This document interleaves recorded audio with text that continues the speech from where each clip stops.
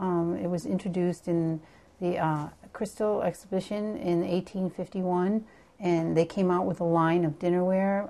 It's a lead-based, glazed-based pottery, very porous, and it's fired at a really high temperature. So what happens over the years is that the pieces continue to dry, and as they dry, they become more brittle and porous. So you'll see a lot of chipping and a lot of pieces that have a lot of grazing on it. You'll see because of the way it's fired at a high temperature, so it continues to dry.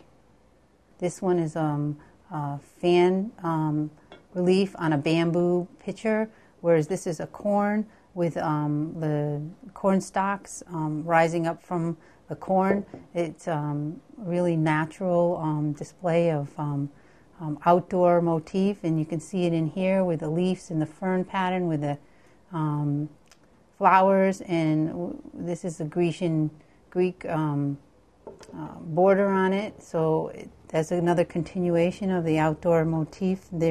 Here you can see large leaf pattern, and there's another extension of large leaf pattern, and you'll see all the way through the themes in here. This is a seaweed pattern, very popular, made by the Crushing Company.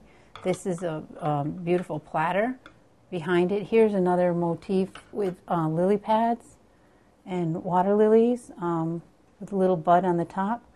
So there's a earthy tone with outdoor sea and forest motifs with leaves and flowers that you'll see on a lot of these pieces that are in the shapes of actually shells. And here's the shape of a pineapple over here. So you'll see an extension from all of these outdoor themes from high relief lead glazed pottery.